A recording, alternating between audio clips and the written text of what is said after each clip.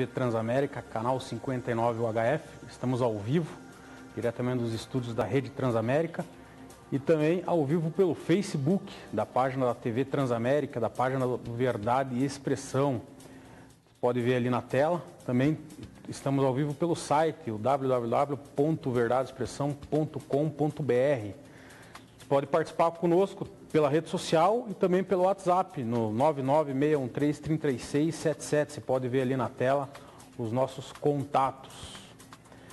Vamos direto ao assunto hoje, e o assunto hoje se chama Luiz Cláudio Romanelli, líder do governo, deputado estadual pelo PSB. Boa noite, deputado Romanelli. Boa noite, Rafael. Prazer muito grande estar aqui no Expressão em Verdade aqui. Grande honra recebê-lo aqui no programa e você é uma pessoa que tem uma história muito antiga na política, antiga não de idade, né? Mas vem lá do antigo MDB de guerra, que se chama, né? Verdade. De idade também, né? Eu já tô com uma boa idade, né? Já passei de 50, obviamente. E ao mesmo tempo tenho uma trajetória mesmo, né? Ou seja, eu iniciei a minha militância política no final dos anos 70, ainda na época da ditadura, no combate à ditadura pelo restabelecimento das liberdades públicas e a democracia no país. E de lá para cá, claro, eu sempre tive outras atividades, mas eu fundamentalmente sempre tive assim, uma grande paixão pela política. Eu faço política por paixão. Na minha família, nunca teve ninguém político. Sou o primeiro. E talvez não. Até agora o único. E olha que a minha família é grande. Mas eu tenho a política, de fato, como um instrumento de fazer uma participação intensa na sociedade. E reconheço que, da minha avaliação, tem dado certo. Ou seja, porque eu já exerci diversas funções públicas e com resultados interessantes, né? Ou seja, claro que eu faço minha autocrítica, que podia ter feito mais. Mas as 2 vezes que fui secretário de Habitação do Estado, presidente da Coapar, fizemos programas habitacionais importantes de construção de moradias novas e também de programas de regularização fundiária, né? Aqui em Curitiba, na região metropolitana. Enfim, programas que beneficiaram muita gente. E também fui secretário do Trabalho, Emprego e Economia Solidária. Foi uma área também muito importante na minha avaliação, justamente no momento que nós trabalhamos no foco que o país vivia um pleno emprego. Curitiba, nós chegamos a viver pleno emprego em Curitiba entre os anos de 2011 e 2014. E também com os programas na área da segurança alimentar e nutricional, né, quando nós pudemos, de fato, fazer programas que melhoraram a qualidade da alimentação de muita gente, principalmente dos grupos que são socialmente vulneráveis. Então, eu digo assim, a política para mim sempre foi um instrumento de fazer as coisas bem feitas, né? É verdade que agora estou aí passando um período, né, de dificuldades, no sentido de que exerço uma função pública complexa, que é de liderar a bancada de apoio ao governo na Assembleia, num período que o Estado tem necessidade de promover um ajuste fiscal, né, para poder equilibrar a receita e despesa e garantir equilíbrio financeiro para o pagamento dos seus servidores e, claro, pagar os seus fornecedores, né? Mas essa experiência da liderança do governo você também já teve em outro governo? Já havia tido. Fui líder do governo Requião, né, entre 2007 e 2010. Foi também uma experiência muito interessante. O Requião com um estilo diferente do Richa, mas ambos, assim, pessoas com quem a gente pode se relacionar. Até porque eu sempre trato os temas à luz do interesse público. Por outro lado, eu sempre fiz acordos públicos e transparentes com os governadores. Ou seja, quando eu não concordo com um projeto, eu vou divergir internamente no governo. Tanto fiz isso com o Requião quanto com o Beto Richa. E eles sempre me respeitaram. Então, assim, eu por outro lado, acho que pude influenciar também, né, na qualidade dos projetos que estão sendo votados na Assembleia Legislativa. Foi um processo, assim, na minha avaliação, interessante, sem filtros, né? E eu sempre procurei fazer as coisas bem feitas. Mas você considera esse momento da liderança muito mais complexo do que o da época, pelo momento do país, dúvida, né? Sem dúvida. Do Estado em geral. Aí. Sem dúvida. Né? Até porque nós vivemos aquele período de 2007 a 2010, com exceção daquela crise de 2009, né? 2008, desculpe, foi a quebra da Bolsa de Valores em Nova York. Aquele período foi um período difícil da economia também.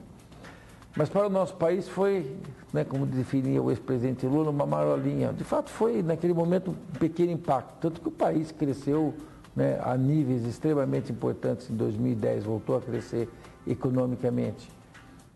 Nesse período não, nós estamos vivendo um período de crise, de recessão, 2 anos seguidos, 2015 e 2016, né, o país caiu 3,5% de redução do PIB, redução das receitas, aumento das despesas públicas, não é?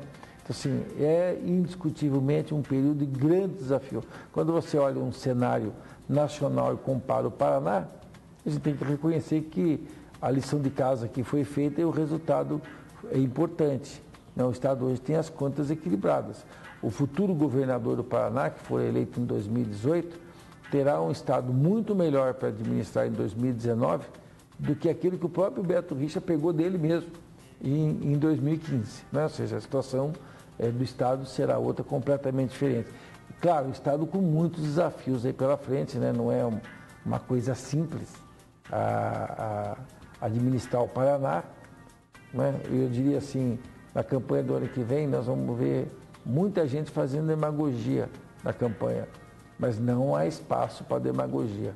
Acho que quem for governador do Paraná vai ter que ter o pé muito no chão, porque não vai poder sair por aí fazendo promessas, porque se for promessas fora daquilo que é o escopo de atuação do Estado, né, da aplicação dos recursos, eu já quero dizer que essas promessas não serão realizadas. Então, campanha eleitoral é sempre um tempo de esperança, de renovação da esperança do povo. Mas eu creio assim, nós podemos e devemos crescer com o Estado, com a economia, para poder, de fato, fazer uma reengenharia, reelaborar muitas das formas de gestão do Estado, para que nós tenhamos maior eficiência e maior eficácia, né, no atingimento dos objetivos que se propõe o Estado, que fundamentalmente é ter um modelo de gestão, né, solidário, né, ou seja, onde tem mais transfere para quem tem menos, você combate a desigualdade social, faz políticas sociais e programas de desenvolvimento econômico e, claro, trabalha com a infraestrutura do Estado. Né? Agora, você falou dos ajustes fiscais aí, alguns ajustes que o governador teve que fazer, que não são, são antipopulistas, que se chama, né? A gente pode falar assim. Na sua opinião, quais as razões que levaram a essa situação no Estado? Por qual razão que o governador teve que tomar essa medida? Olha, fundamentalmente porque nós tivemos a partir de 2014, 2013, eu diria, o Estado a economia nacional começou a desacelerar. 2014 já foi um ano muito difícil, né? Nós já tivemos um crescimento muito próximo de zero. E o crescimento da despesa foi muito elevado. No caso do Paraná, houve, né, um número muito grande de funções que tiveram que ser efetuadas com concursos públicos, contratando servidores para áreas importantes do governo. Isso, claro, tem um acréscimo à despesa e uma política de valorização salarial, né? Ou seja, os servidores, de uma maneira geral, eles não aceitam isso, né, essa questão. Mas, assim, contra uma inflação de 29%, nós tivemos um crescimento da despesa com o pessoal de 146%. Então, houve um grande acréscimo, né, nos gastos com o pessoal, embora também houvesse um crescimento da receita do Estado nesse período, principalmente por uma política tributária, né, em que colocou-se muitos produtos em substituição tributária, aumentando a receita do Estado, diminuindo a sonegação. Mas as despesas do Estado, elas cresceram muito aceleradamente. E o final de 2014 e início de 2015 foi um período, de fato, de enormes dificuldades, tanto que no dia 31 de dezembro, dia 30 de dezembro de 2014, o Estado não conseguiu, talvez, pela primeira vez na história, não conseguiu pagar uma parcela de servidores que eram os 29 mil professores PSS, os temporários. Esses não foram pagos, só foram pagos 2 meses depois, um processo enorme de encontrar uma solução. Então, assim, 2015 foi um ano de grandes dificuldades para o Estado do Paraná. E o que muito se questiona é o seguinte, em 2014 o governador fez uma campanha de reeleição falando aí da gestão dele que o Paraná estava numa situação boa. E daí, logo após ele assumir, ele teve essa situação em que ele teve que rever. O que você poderia falar sobre isso? Eu acho sim, houve algumas declarações por parte dele que acho que são fruto daquele processo, né, de campanha eleitoral, onde o governo, e ele fez uma demonstração do que tinha conseguido fazer no primeiro governo, e era muita coisa, ou seja, o primeiro governo foi um governo de muitas realizações, foi um governo muito bom. E naquele momento da campanha eleitoral, é óbvio, né, as pessoas, elas dizem, olha, eu vou trabalhar, as coisas no Paraná e no Brasil vão melhorar, nós vamos superar a crise. Mas ninguém imaginava no ano de 2014, que o final de 2014 teria sido tão ruim, tão difícil quanto foi, e o início de 2015. Então nós tivemos um período de grandes dificuldades. E vou dizer, os estados que não adotaram medidas como nós adotamos, duras, impopulares, como você bem mencionou, estão pagando um preço alto até hoje. Rio de Janeiro, talvez o pior dos exemplos, né, dessa situação de descalabro na gestão do Estado. Rio Grande do Sul tem uma situação muito ruim ainda.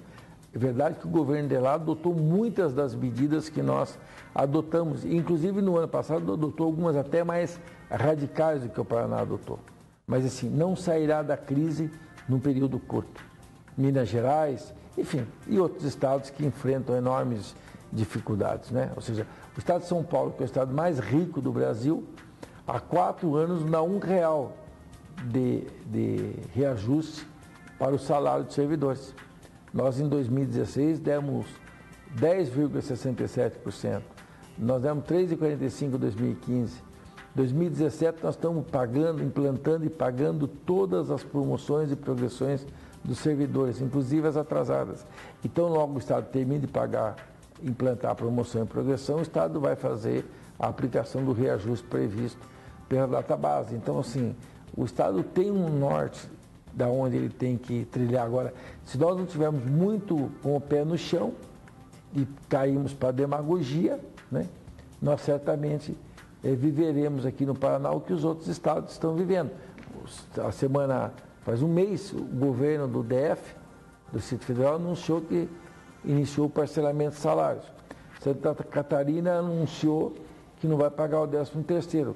Nós não. Nós estamos com o 13º guardadinho, ou seja, já temos dinheiro em caixa para pagar o 13º. E essas medidas impopulares que você está relatando, a gente viu na campanha municipal muitas promessas e agora vários prefeitos assumiram o mandato e estão tomando várias medidas em diversos municípios, passando aqui por Curitiba, como vários outros municípios aí no Paraná. É verdade. No caso de Curitiba, havia um anúncio que de fato isso ia acontecer.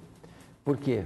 No caso de Curitiba, durante a campanha eleitoral, o próprio prefeito, o Gustavo Frutti, ele anunciava, falava assim, olha, 2017 vai ser, os próximos 4 anos serão muito difíceis para administrar Curitiba. Ele dizia isso, ele como candidato a prefeito e como prefeito da cidade.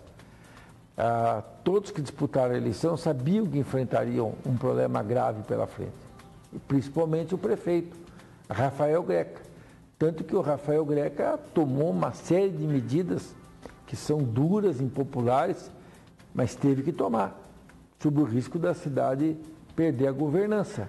Nós, provavelmente, a partir do ano que vem, conseguiremos iniciar um processo diferente em Curitiba de poder melhorar os investimentos. Já melhorou um pouco até, na verdade, né, com o corte de algumas despesas. Mas o desafio que tem pela frente aí não é simples, é complexo, né? Tanto para Curitiba como para outras cidades. principalmente se não melhorar a economia do país, né? Ou seja, se a gente continuar patinando do jeito que estamos patinando, a situação vai ficar extremamente complexa. Você acredita que esse momento de instabilidade só vai cessar quando tiver, de fato, as eleições no ano que vem? Essa instabilidade política ou não acredita? Olha, eu acho que o desenvolvimento só acontece com instabilidade.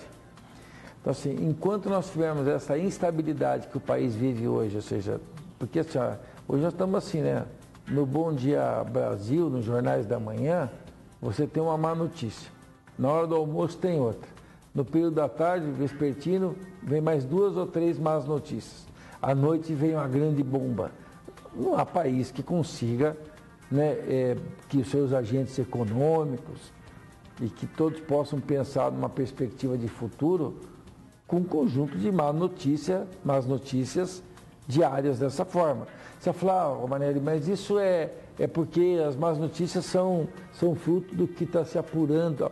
Olha, provavelmente, mas assim, aí eu vou dizer, eu sei que não gostam que fale isso, mas enquanto a gente ficar revirando o lixo da história aí, sinceramente, isso aí não vai parar de feder nunca.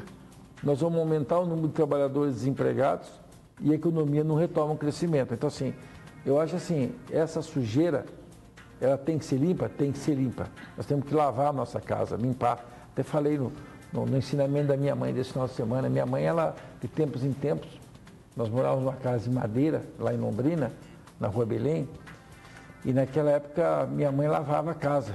Lavava o assoalho, lavava as paredes, tirava as teias de aranha todo, fazia uma limpeza, uma lavagem geral. E ela falava que de tempo em tempo a gente tem que fazer uma limpeza. E eu vou dizer o seguinte, no caso da política, a gente tem que fazer essa limpeza mesmo. Você não vai limpar 100%, pelo menos você dá uma melhorada no cenário, porque também não vamos acreditar que todos virarão filhos de Maria de uma hora para outra, né? Ou seja, a situação assim, enquanto não alterar sistema eleitoral, sistema de governo no Brasil, eu defendo o parlamentarismo, defendo a mudança no sistema eleitoral, da implantação do voto distrital, uma moralização da questão dos partidos políticos, sou contra o financiamento público de campanha, porque eu entendo assim, a atividade parlamentar tem que ser financiada, mas eu entendo assim que seria hipocrisia dizer que o povo, o contribuinte, o pagador de impostos, tem que financiar o meu sonho. Eu sempre quis ser político, ser deputado, exercer, né, um mandato parlamentar. Olha, você, Rafael, e nosso Câmara ali, não são obrigados a pagar a conta do meu sonho. Não é? Ou seja, entenda assim, que as campanhas têm que se tornar mais baratas e que as pessoas possam, os programas de TV, acabar com aquelas complexidades. Hoje em dia você faz no celular um programa de TV. Vamos ser realistas.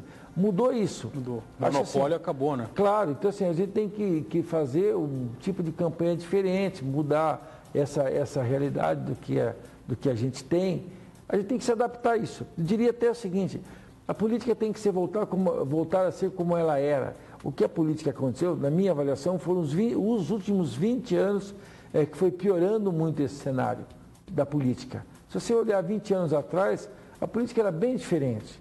É que foi piorando isso. Né? Assim, tem alguns marcos que foram fazendo a política piorar. E aí foi ficando mais cara a campanha e começou a haver esse enorme processo de desvio de dinheiro público. Isso tudo, na verdade, é assustador em termos de país. Mas, assim, se a gente for também se deixar levar única e exclusivamente, né, falar assim, não, o país agora, veja só um exemplo, o trabalho, né, que é a pessoa que é diferente nisso tudo, que é o juiz Sérgio Moro, né? Ele é uma pessoa que é diferente. Na minha avaliação, ele é o cérebro de tudo isso. Os outros todos, com o devido respeito que eu tenho por cada um, para mim são coadjuvantes. O Sérgio Moro é a cabeça disso tudo, né, da Operação Lava Jato. Bom, a Operação Lava Jato é um grande processo de lavagem, né, de limpeza ética da política e de outros setores, inclusive principalmente empresariais, né, que posam muitos de bonzinhos, mas na verdade são corruptores, né, para buscar ganhos para suas empresas, né, corromperam. Agora, claro, por má formação, né, de maus gestores, maus políticos. Agora, por outro lado, assim, a Operação Lava Jato desmontou uma cadeia produtiva importantíssima para o país, que é do petróleo, do óleo, do gás. Ou seja, hoje nós estamos com grandes plantas industriais no país paradas, os estaleiros. Nós perdemos milhares, centenas de milhares de empregos, né? Aí você fala, mas tinha que apurar, mas é o seguinte, não virá aqui. Por exemplo, nós não temos, que nem a Odebrecht. A Odebrecht é uma empresa que fez, pelo modus operandi que dizem lá os Odebrecht, ela fez da corrupção sempre só modus operandi, tanto que um departamento, Departamento de Operações Estruturadas, ou seja, era um departamento da corrupção. Muito bem. Mas tem uma outra Odebrecht? Não tem. Não tem uma outra Andrade Gutierrez. Se não tem outra, não vai vir uma empreiteira grande lá da China substituir a Odebrecht. Não no curto prazo, não no médio prazo. Então, assim, se nós perdemos a engenharia nacional, não tem outra empresa para substituir. Você pega uma empresa igual a Engevix sempre foi uma empresa de ponta na área de projetos, né? Hoje é uma empresa que está aí, acho que em recuperação judicial, todas elas estão em recuperação judicial. Assim, para o país, isso é um grande prejuízo. Para os 13 milhões e 300 mil trabalhadores que estão desempregados. Então, assim, é fácil a gente falar, puxa vida, tem que ser isso mesmo. Mas, olha, o país tem que retomar a normalidade, dentro de uma nova normalidade, mas, ao mesmo tempo, é o seguinte, nós temos que ter estabilidade para poder ter desenvolvimento, senão nós não conseguiremos, porque é uma judiação que está acontecendo com o Brasil. Para quem viaja para o exterior, qualquer um que viaja para o exterior, olha, hoje é incrível. Quem vai para a Argentina, vai para o Chile, vai para o Paraguai hoje, vai no Paraguai e fica surpreso de ver como é que o Paraguai está se desenvolvendo. Quem viaja para a Europa, em julho fui à China, meu Deus do céu, a China as pessoas acham que é o Cidade do Leste ali no Paraguai, né? A China é um país desenvolvido, com grande estrutura, bem-estar no povo, construção assim na China inteira. Ou seja, e nós aqui com um país rico, com 207 milhões de habitantes, o que nós estamos fazendo nesse país aqui? Aonde que nós vamos parar com isso? Então, assim, eu entendo que nós temos que mudar a nossa forma de pensar, retomar, não é, todo um processo de construção de um futuro para o nosso país, investir em infraestrutura, né, mudar questões que a gente sabe que não estão dando certo. Hoje mesmo eu escrevi um artigo aí. Eu, por exemplo, estou contra, além de estar contra a prorrogação dos contratos de pedágio, eu estou contra fazer novas concessões com essas empreiteiras. Eu acho que nós podemos constituir uma sociedade de economia mista nos moldes... Até uma questão que tem, até desculpe cortar, mas tem sobre o pedágio, tem uma lei complementar que a partir de agora a renovação exige... Veja, no caso do pedágio existente, tem uma lei federal que foi aprovada em julho de 2017. Isso. Essa lei ela está vedando qualquer prorrogação de contrato de pedágio que tenha rodovia da União, que é o caso do Paraná, porque dos 2.600 quilômetros, 1.800 quilômetros são de rodovias federais, está vedando, né, a possibilidade de prorrogação, porque não está previsto nem no edital do procedimento licitatório e nem no contrato. No caso da lei complementar que nós aprovamos, é uma que impede renovação com base na lei de concessões e permissões do Paraná, sem que passe pela prévia aprovação da Assembleia Legislativa. Por que nós temos isso? Para tentar, de todas as formas, brecar isso. Mas, assim, eu defendo uma mudança do sistema, né? Ou seja, acho que o modelo que nós temos hoje, ele não é bom. E se for reproduzido, nós vamos manter as estradas do Paraná sob o domínio dessas concessionárias de pedágio ou de outras parecidas com elas, né, por mais 24 anos. Nós não aguentamos isso, nós temos que trabalhar com a infraestrutura, nós temos que mudar a forma de gestão disso, ter um pedágio barato e que o lucro fique no bolso do povo. Até eu li esse teu artigo, eu vi lá que você defende a estatização, você até argumenta lá que a questão do custo comparado com outros estados, né? Sim. Que é gigante, nem se compara, né? Muito superior. Você paga muito mais pedágio aqui no Pará do que qualquer outro estado. É que nós temos no Paraná um setor produtivo importante. Vou dar um exemplo, o setor cooperativista, melhor do Brasil. Olha, o Paraná pode constituir uma sociedade de economia mista, com participação majoritária do Estado, mas com uma forte participação do setor privado, tendo, por exemplo, como parceiros as cooperativas. Podem ser sócias nesse processo todo. Por quê? Porque elas têm interesse de ter boas rodovias para transportar as safras com preço adequado da manutenção dessas estradas. Eu entendo assim que nós temos que ter, nós paranenses temos que assumir, né, um compromisso de não ficar trabalhando com modelos importados. Nós podemos e devemos fazer um amplo debate, já desde logo, na sociedade paranaense, para trabalhar em construir um modelo novo, diferente, em que o lucro fique no bolso do povo, que o lucro não vá para o bolso das concessionárias. Porque, olha, apenas 22% de toda a receita do pedágio é investido em rodovia, em obras. O resto se perde no meio do caminho. Então, assim, não dá para reproduzir um modelo tão perverso igual esse, né? Temos aqui algumas participações, deputado. Rodrigo Bétega, em meio à crise, o Paraná é um dos poucos estados que estão com as contas em dias. Parabéns ao governador e ao líder do governo. Fábio Campos, o poder público precisa adotar planejamento estratégico para que possa efetivamente realizar, priorizando áreas e ações. Temos aqui daí uma pergunta. Cláudio Campos, jornalista. Boa noite, deputado. Mediante tantas quedas de grandes nomes e descredibilidade dos partidos, que nome e partido seria melhor para o Paraná, segundo sua visão? Bom, primeiro é o seguinte, ler os comentários, né? Eu acho que a questão do planejamento estratégico para o Paraná é fundamental. Nós temos que aproveitar esse período da campanha eleitoral e não fazer um debate sobre a simpatia, sobre o cabelo, né? Sobre a cor da pele do candidato ou candidato. Nós temos que debater ideias, propostas, temos que debater planos, né? Penso eu que esse tem que ser o foco de um debate para o governo. Por outro lado, assim, os nomes que estão postos hoje nesse cenário são nomes já conhecidos da população, pelo menos dos que se lançaram como pré-candidatos, né?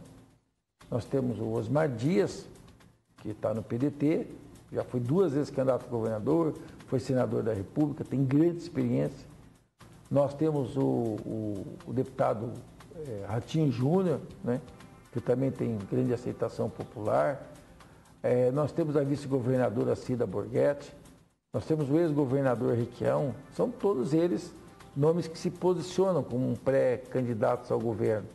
Mas assim, eu entendo que nós vamos ter que trabalhar na construção de uma plataforma que permita ao Paraná, né, continuar avançando naquilo que são os ganhos que a sociedade já teve e, obviamente, reelaborar algumas políticas públicas que possam ter melhorias. Eu diria assim, o Paraná tem que seguir em frente, né? Se não adianta a gente voltar a fazer todo um processo muito fora de propósito em termos de plano de governo, porque senão nós vamos retroceder.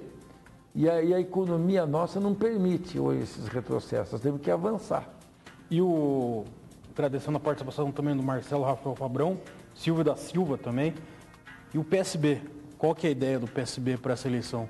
Candidatura própria ou discutir com esses nomes aí que você relatou? Na verdade, nós convidamos, né, o ex-senador Osmar Dias para ingressar no PSB. Estamos, inclusive, aguardando um posicionamento dele. No próximo sábado, dia 16 de setembro, aliás, aproveito para convidar aqui as pessoas, no Hotel Condor, a partir das 9 horas, nós teremos o Congresso Estadual do PSB. Obviamente, ali será um momento, inclusive, de debate, discussão sobre o que faremos em 2018. A nossa discussão tem sido franca, aberta, nós temos sido procurados por todos os pré-candidatos para poder discutir. Todos não conversamos com o Requião, mas conversamos com a vice-governadora Cida, com o ex-senador Osmar Dias e com o deputado Ratinho Júnior. Com esses 3 nós já fomos procurados e dialogamos com eles. E muito embora tenhamos colocado tanto para o Ratinho como para a Cida, que nós, a princípio, temos um compromisso com o Osmar Dias, que o convidamos para vir para o PSB, e se ele vier pelo PSB, será o nosso candidato a governador. Se ele não vier, é claro, abre um debate mais amplo sobre o tema, né?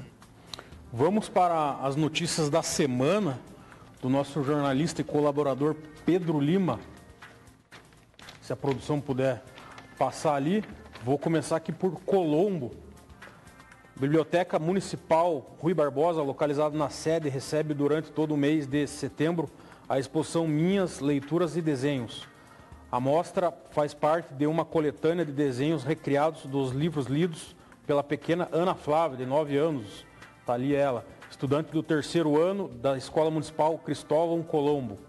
Ao todo estão expostos desenhos feitos à mão, fundamentados em 13 livros, entre eles O Pequeno Polegar, O Menino Maluquinho e Alice no País das Maravilhas. Interpretando ao seu modo, os desenhos possuem diversas dimensões e cores diferentes dos desenhos originais. É realizada a releitura dos desenhos que mais chamaram a atenção e interessaram a pequena artista durante a leitura. Vamos para Pinhais. Pinhais, Prefeitura de Pinhais realiza a 5ª Caminhada Internacional da Natureza no próximo dia 17 de setembro.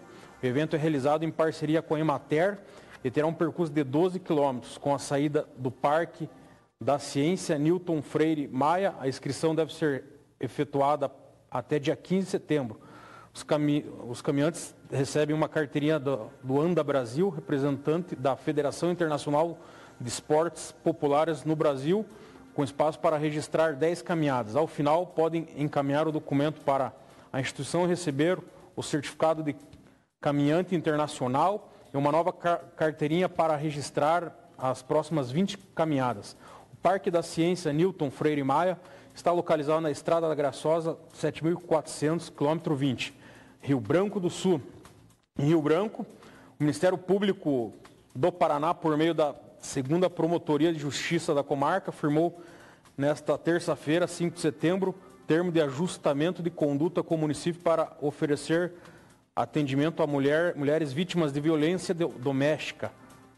Com esse termo, foi acordado que o Conselho Municipal de Assistência Social tem até 20 dias para incluir na lei orçamentária anual previsão de verba para a formulação de políticas públicas de enfrentamento à violência doméstica, que em até 2 meses o município deve aderir ao Pacto Nacional de Enfrentamento à Violência Doméstica contra Mulheres do Governo Federal. Almirante Tamandaré, novos dados do IBGE. O Almirante Tamandaré obteve um aumento populacional desde 2010, ano da última realização do censo. A estimativa nessa época era de 103.204 habitantes. Na semana passada, o Instituto publicou que o valor aproximado é de 115.364 munícipes, portanto, é 11,7% maior comparando-se aos números de 2010. Então, essas são as notícias da semana com o nosso amigo, colaborador e jornalista Pedro Lima. Um grande abraço. E também você tem as notícias aí em nosso blog. Todos os dias aí a gente está repercutindo as notícias da política estadual, nacional e da sua região aí. Vamos continuar aqui, deputado. Você tem alguns programas, gostaria que você falasse do programa Família da Paranaense. Família Paranaense, se pudesse relatar um pouco, que alguns até telespectadores estão relatando aqui que você tem um grande trabalho aqui nessa questão de defender os programas junto à liderança do governo. Não, o programa Família Paranaense é um programa estruturante, né? Ele visa combater a desigualdade social. É um programa no Estado, ele foi criado e é dirigido pela secretária Fernanda Richa. Fernanda tem um histórico muito importante em relação à questão da criança e do adolescente. Ela tem um foco muito forte, no caso da secretaria que ela atua, que é a Secretaria da Família e Desenvolvimento Social. E, ao mesmo tempo, o programa ele é desenvolvido nos municípios com menor IDH e com maior número de pessoas na linha da pobreza. É um programa que teve como, assim, diria, até usaria uma expressão, como um ataque, não é? A questão das 200 mil famílias mais pobres do Estado, sendo que o Estado trabalhou de forma estruturada com 100 mil dessas famílias. E as outras, com uma situação um pouco melhor, o Estado também desenvolveu dentro do programa, mas com ações diferentes. Foi criado um programa de renda complementar, né? Ou seja, ele é pago junto com o programa Bolsa Família, ou seja, num cartão, e ao mesmo tempo você tem, né, políticas que são elas transversais, na medida que se atua na área da habitação, na área do emprego, do microcrédito, da qualificação profissional, na área da educação, obviamente na área da saúde. Você tem um conjunto de ações. A pobreza no Paraná está muito vinculada também à área rural, então você tem que ter programas estruturantes nessa área, e a Família Paranaense, vamos dizer, dialoga com outros programas do governo, como o Pro Rural, que é da área da agricultura, mas que atende basicamente a agricultura familiar. Então, assim, você tem um programa que ele é estruturante na vida da família. Estruturante por quê? Porque a família, depois de passar pelo programa, em tese, ela vai adquirir uma outra condição, ou seja, ela vai sair muitas vezes de 1, 2 ou 3 gerações de extrema pobreza, uma outra realidade. Com o quê? Com investimento em educação, com investimento em habitação, em qualificação profissional, em oferta de microcrédito, desenvolvimento de programas na área da economia solidária, né, que é do associativismo. Ou seja, é um conjunto de medidas que são adotadas e que vão melhorando a vida das pessoas. Não é à toa que o Paraná foi o estado do Brasil que mais reduziu a pobreza nos últimos anos, né? Em quase 60%, por programas iguais a esse, que são programas estruturantes de combate à extrema pobreza no estado. Antes da gente voltar para uma questão política aqui, tem um tema que é muito polêmico, inclusive o deputado Recalcati esteve aqui algum tempo atrás, e até saiu algumas matérias aí sobre questão de falta de delegados, investigadores e escrivães aí no Paraná. O que o governo pretende fazer para tentar melhorar essa situação? O estado tem 2 desafios. O primeiro é contratar mais delegados. Nós temos um concurso com 59 delegados que tem que se iniciar de se chamar esses delegados.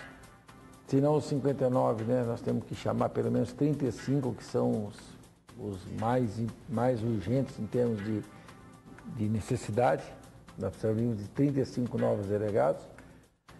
E, ao mesmo tempo, de escrivães.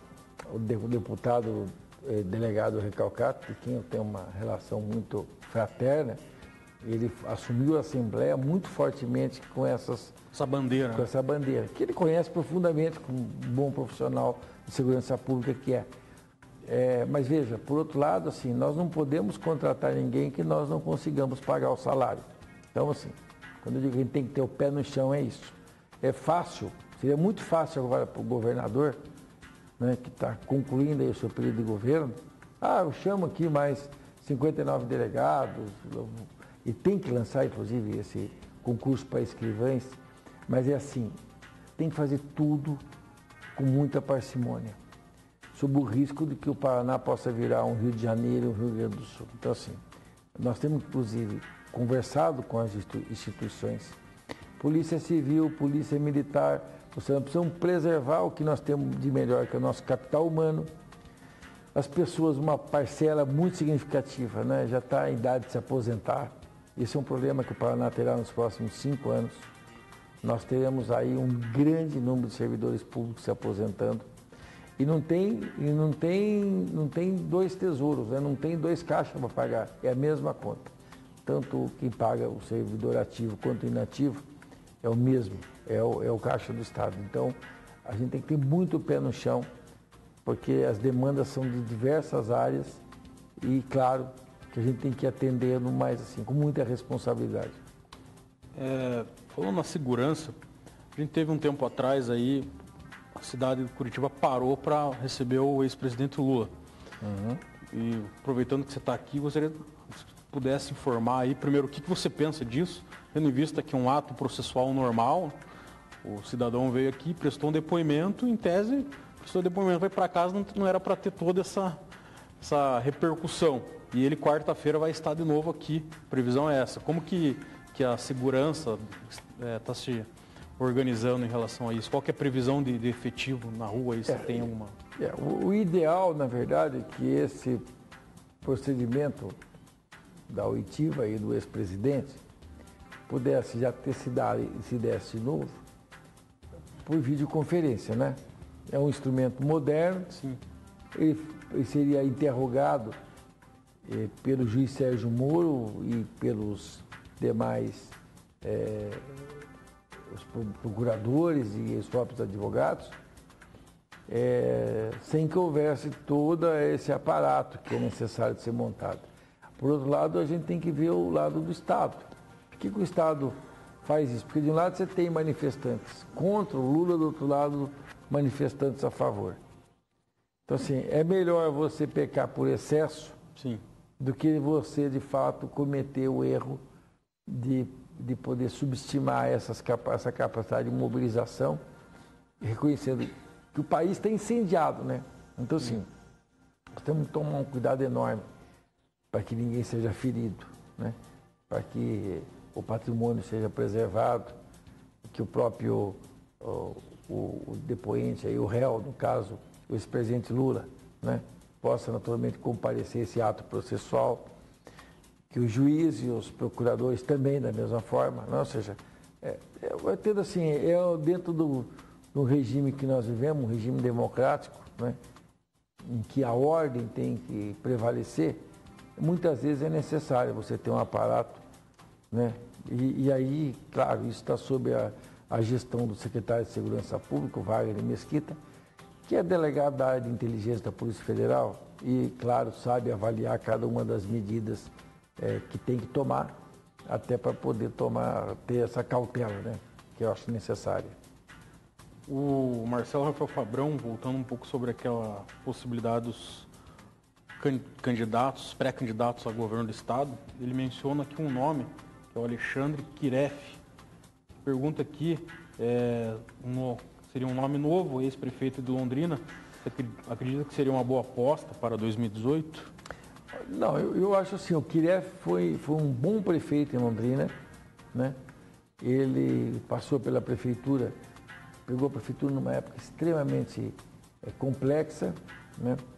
Ele decidiu não ser candidato à reeleição, exatamente por que razão, não sei. E hoje, assim, ele é um cara que está na política. É um bom nome, uma pessoa que eu conheço ele pessoalmente, uma pessoa competente, uma pessoa extremamente correta também no que faz. Só que eu não consigo ver ele com densidade eleitoral para poder disputar uma eleição para o governo. Eu não consigo enxergá-lo assim. Mas vou repetir aqui, eu acho que ele é um bom quadro na política e o Paraná e o Brasil precisam de pessoas iguais a ele. A nível futuro pode ser que... Claro, é um bom nome. O Kiref é uma pessoa que eu tenho assim, uma estima por ele, admiro a capacidade de trabalho dele, um bom gestor e claro que a política precisa de pessoas iguais a ele. Dentro de uma outra questão polêmica, nós tivemos aí, acho que semana passada, retrasada, não vou lembrar, a Assembleia aprovou a liberação de bebidas alcoólicas nos estádios. Isso eu acredito que deve estar com o governador para sanção ou não. Gostaria que você falasse um pouco desse assunto que teve bastante divisão lá na Assembleia. Na verdade, foi um projeto muito polêmico, eu sei disso. Nós fomos em 11 autores, os proponentes desse projeto de lei. O projeto de lei visa regulamentar no âmbito do território paranaense a venda de cerveja e chopp. Na verdade, não são todas as bebidas alcoólicas, né? Ou seja, estão proibidas, continuam proibidas as bebidas fermentadas e destiladas, né? Então, é liberado a cerveja e o chopp para vender dentro dos estádios de futebol, com horário e regulamentos que a lei bem define, com penas, né, de punição previstas no Estatuto do Torcedor que a gente traz para esse diploma legal e, indiscutivelmente, assim, pensando no direito do cidadão. Por quê? Porque o cidadão de bem, correto, trabalhador, ele tem o direito de ir no estádio, né, naquele momento de lazer, tomar a cervejinha dele. Como ele faz hoje. Só que hoje faz o quê? A pessoa vai para o estádio, vai mais cedo e fica bebendo nos bares do entorno da Arena, aqui no caso da Arena da Baixada, do Couto Pereira. E é interessante que as pessoas associam, não, o problema da bebida é a briga. Não, na verdade é o seguinte, as brigas elas estão acontecendo, e não é de hoje, mas bem longe dos estádios, nos terminais, basicamente, quando as torcidas se encontram. ou marcam brigas. Pela internet, pela internet, estão marcando briga pelo Facebook. Então, assim, a questão, ela acabou se tornando um tema, assim, tabu, porque, assim, as pessoas que são contra bebida alcoólica, né, que são contra, assim, são contra de filosofia, claro, são contra a venda da bebida, da cerveja, nos estádios, né. O Ministério Público, tem lá um departamento do Ministério Público que cuida dessa questão nacional, somos contra a bebida e não sei o quê, contra as drogas. Bom, eu também sou. Agora, sim, uma coisa é eu ser contra a bebida, ser contra a droga, e outra é o seguinte, não, eu vou proibir o cidadão que é correto, que tem o direito de tomar a cerveja, desde você, amigo, o Estado está te punindo pelos maus, né? Ou seja, então assim, a ideia, ela foi baseada no quê? Nos estados que liberaram o uso da cerveja nos estádios, Rio de Janeiro, Minas Gerais, Bahia, Rio Grande do Norte e tantos outros, há mais de 2 anos. Tem tido problema com isso? Não, não tem. Não tem tido problema. A violência não é maior nem menor por causa do torcedor tomar cerveja. Além do que, claro, a cerveja vai acabar servindo com uma renda adicional. Olha, ontem, por exemplo, em Ponta Grossa, teve um jogo lá do Operário. Campeão da Série D, né? Série D, né? Série D. Então, assim, uma grande festa. Foi interessante, eu recebi várias mensagens via WhatsApp de pessoas tomando cerveja lá no estádio, que é Germano Krieger, se não me engano, que é de Ponta Grossa. Isso, Germano Krieger. Tomando cerveja, assim, bem interessante até. No interior, né, por exemplo, Paranavaí, outras cidades, lá nunca foi proibido, literalmente assim. O pessoal fala, mas como tem que ter uma lei para liberar a cerveja? Ou seja, o pessoal toma cerveja normal.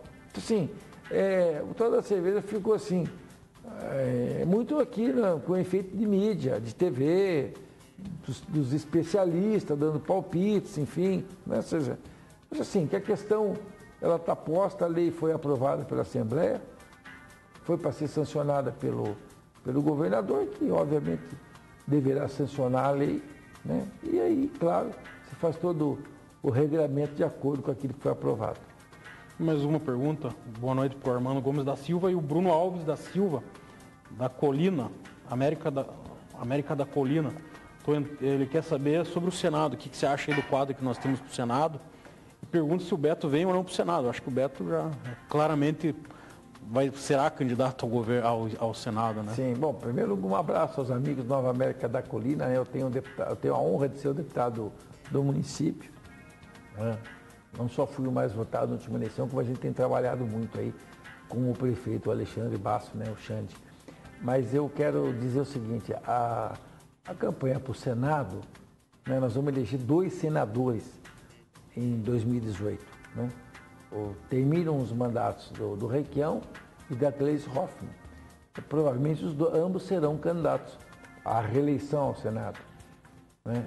Ao mesmo tempo, é natural que um governador, após um período de quase 8 anos, possa, né, com a sua experiência, né, ir para o Senado da República contribuir com o Estado e com o país.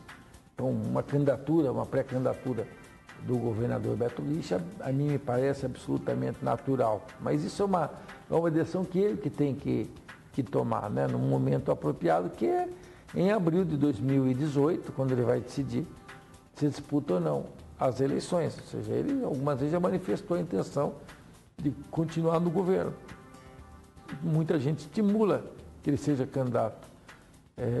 Eu penso que ele, se for candidato, tem grande chance de eleição, embora certamente a eleição para o Senado vai ser uma eleição muito disputada no Paraná.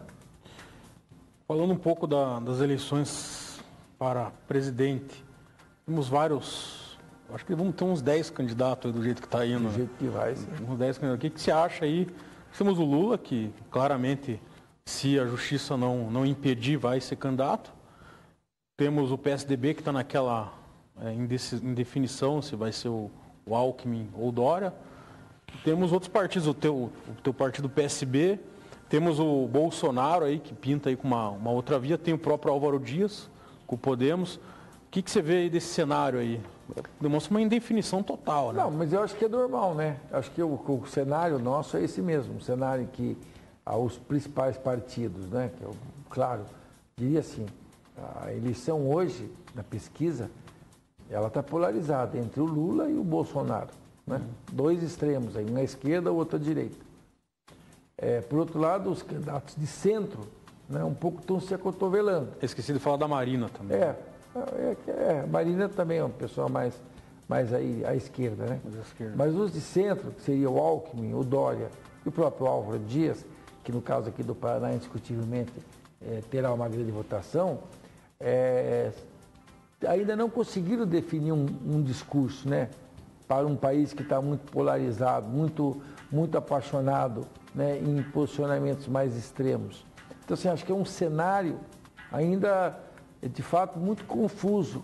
Se fosse um período normal da política, você estaria tendo agrupamentos e lideranças políticas e tal, mas, assim, nós estamos numa fase muito tumultuada ainda, né? Acho que ainda, enquanto esse caos aí não baixar um pouquinho a forma de fazer que as coisas estão acontecendo, certamente vai perdurar ainda, né, uma complexidade na definição dessas candidaturas. Essa candidatura do Bolsonaro não lhe parece complicada de conseguir manter com esses números até o final? Porque hoje, para você fazer uma campanha presidencial, tem que ter bases em todos os estados. E para ele conseguir essas bases, ele vai precisar, você estava falando do PSDB, da direita, ele vai precisar dessas bases. Você acha possível manter esses números até lá? Não sei, não consigo avaliar isso, né? Porque se você olhar assim, os Estados Unidos da América, a maior democracia, né, do modelo ocidental, quem que imaginava um dia que o Donald Trump pudesse ser eleito presidente da República? E foi. O Bolsonaro, ele copia um pouco o estilo Trump, não é isso? O brasileiro está preparado para votar no Bolsonaro? Não sei. Então, assim, acho que a eleição do ano que vem é uma eleição de 2 turnos, com certeza. O segundo turno vai ser uma eleição aquela famosa, né? Ou seja, você tem intenção de voto e ao mesmo tempo tem a rejeição. Então, precisa ver como é que vai se trabalhar essas rejeições, né? E o Lula, eu não sei, eu acho que o Lula dificilmente vai conseguir ser candidato, porque certamente vai ter sido já condenado em segunda instância. Não acredito na candidatura. Mas essa história da liminar, que ele seja condenado, tem aquela história da liminar. Ele pode entrar com uma liminar, pode obter. A questão, não lhe parece que tem que ver como que vai ser trabalhado isso na campanha? A questão dele ser candidato, condenado, se ganhar não assume, como que você acha? Porque assim, o Lula, independente do juízo de valor que a gente possa fazer sobre ele, se ele é culpado ou inocente, pela justiça ele está condenado. Está condenado aqui pelo Sérgio Moro e o próprio presidente do TRF4 já anunciou que ele vai ser condenado. Sinalizou, né, digamos. Em Porto Alegre. Disse claramente que ele vai ser condenado. Então, a gente já sabe que ele vai ser condenado em segundo grau antes da eleição de 2018. A justiça lá, o presidente do tribunal, já anunciou isso. Pode ser que algum desembargador divirja, mas eu não ouvi nenhuma outra voz dizendo, não. Quem que é o revisor dos atos do juiz Moro? É o desembargador Gebran, que é aqui do Paraná, né? Que tem literalmente acompanhado ou endurecido até. O Gebran tem uma tendência a manter os votos do Moro. Do Moro. Então, dificilmente nós teremos uma outra solução de Porto Alegre que não seja a condenação do Lula. Que a gente teve excepcionalmente, que muitos até argumentaram, não vale delação, não sei o quê. Teve um julgamento, né? Um julgamento. Entre vários outros, né? Que foi aquela questão do Vacari, que teve alteração por maioria. O Gebran foi vencido, né? Mas foi um julgamento, não quer dizer que esse mesmo julgamento vai se repetir, né? Eu acho que todos os réus da Lava Jato, eles levaram, né, um azar muito grande de ter sempre como relator o desembargador Gebran, porque ele tem a mesma linha de pensamento do juiz Sérgio Moro. E assim, ele é uma pessoa reta. Eu conheço, inclusive, conheci quando ele foi juiz do TRE. Então, assim, é uma pessoa, um estudioso, uma pessoa correta, íntegra, e ao mesmo tempo, assim, Na minha avaliação já tem uma ideia pré-concebida da questão. Então, assim, o fato do Lula estar condenado de segundo grau o ano que vem, a mim me parece um fato muito provável, né? Consumado não, mas muito provável. Então, assim, o cenário, na minha avaliação, é que você poderá ter uma eleição sem o Lula. Daí quem será o candidato? Daí certamente o Lula vai escolher alguém, mas com uma forte influência ainda de transferir. Vai ser o maior cabo eleitoral, digamos. Claro, vai transferir muito voto para esse candidato. Vocês estão falando do Fernando Haddad, que é o ex-prefeito de São Paulo, que é um bom quadro, ou seja, uma pessoa inteligente, capacitada, né? Poderá ser uma alternativa aí que o PT e os setores mais à esquerda poderão ter. São cenários ainda que estão muito... É um cenário que está muito indefinido ainda, né? Uma última questão, deputado. O Wilson Zenkowalski faz até uma pergunta meio complicada aqui. Não tem problema, estou acostumado com perguntas complicadas. Por isso que o senhor é líder do governo, né? Em relação a esse discurso de austeridade do governo, utilizado para cortar gastos com funcionalismo, você não acha que teria mais legitimidade se o governador cortasse gastos próprios, como helicóptero, que não tem utilizado e que está consumindo um considerável recurso público? Na verdade, é assim, é que se criou uma fantasia nessa questão do helicóptero. Uhum. Os helicópteros que o Estado tem tanto do ponto de vista que são de propriedade do Estado, quanto que são locados, todas as aeronaves que o Estado tem são para uso do governo. E fundamentalmente é o seguinte, para o uso da área da saúde e da segurança pública. Então é assim, o governador quando se desloca com helicóptero, ele se desloca por conta da conveniência de que nós temos que reconhecer que o governador tem uma agenda, que é uma agenda intensa de compromissos e que obriga o governador, muitas vezes, no mesmo dia, estar em 3 locais diferentes pelos compromissos que tem o chefe do Poder Executivo. Todos os governadores do Paraná sempre utilizaram helicóptero, sempre utilizaram o avião para os seus deslocamentos por conta da necessidade que nós temos. Ou seja, pura demagogia. Não, que o problema é o helicóptero. Não é isso. Na verdade, assim, a autoridade que ela tem que exercer com proficiência, com resultado e com efetividade o exercício do seu mandato, né? O restante, a mim me parece, assim, que fica um discurso muito demagógico aqui. Eu não embarco nesse discurso. Acho que nós temos que ter o pé no chão. O governador do Paraná, seja quem for, tem que ter tanto avião quanto helicóptero para se deslocar, até por necessidade da sua agenda e, fundamentalmente, para ele servir de forma intensa, como tem que ser, o Estado do Paraná. Deputado, agradeço aí a entrevista. Ficou faltando várias questões aí e deixar o canal aberto aí para uma próxima oportunidade. Bom, Rafael, eu que agradeço você, pela oportunidade aqui da gente poder conversar, né? De fato, foi uma conversa franca, né? Que fluiu de forma natural aqui. Eu penso que nós vivemos um período em que nós temos necessidade de ser otimistas em relação ao futuro. Nós não vamos desistir do Brasil, nós temos que acreditar nesse país aqui. Nós temos que acreditar que é possível construir uma sociedade pautada pela solidariedade, uma sociedade pautada, né, por oportunidades iguais para todos. Saber que nós temos que ter políticas públicas para poder desenvolver a sociedade como um todo, né, sem deixar ninguém para trás. Saber que o governo serve justamente, só é bom quando ele proporciona bem-estar para o seu povo.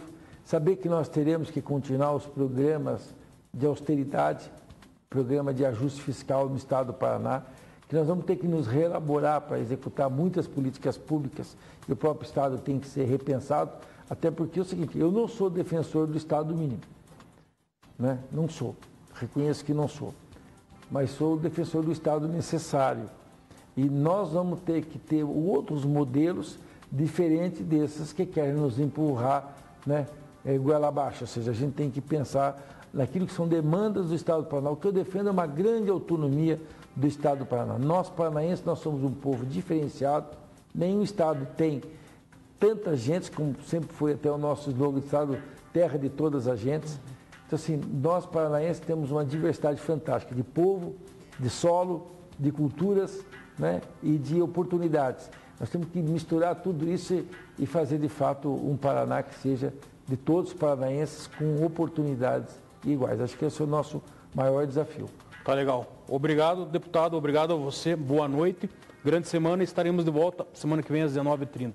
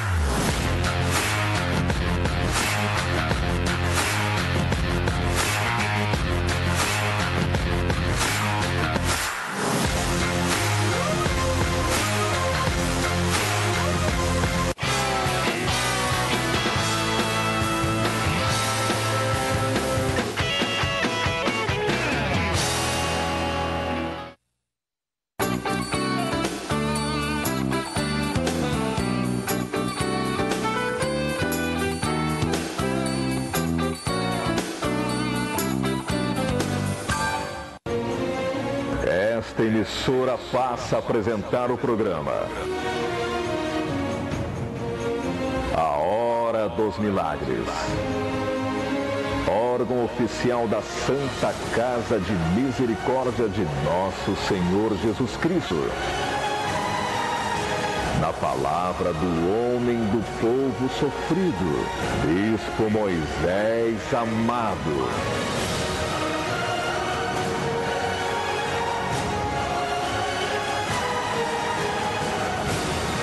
Deus, nosso Pai Todo-Poderoso, tem um milagre para você e sua família.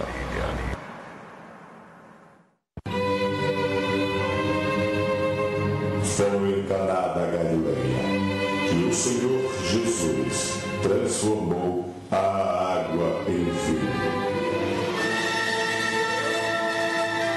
Grande viagem revelada por Deus à capital da fé, Israel. Bispo Moisés Amado, o homem do povo sofrido, estará viajando para a Terra Santa, terra de nosso Senhor Jesus.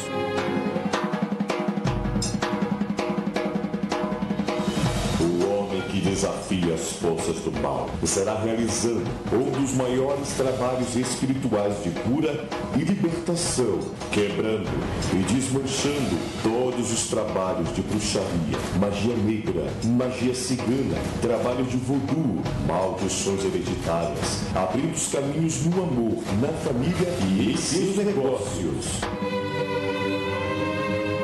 Você está sofrendo? Você precisa de uma ajuda espiritual? Você sente que seus caminhos estão amarrados, fechados, trancados?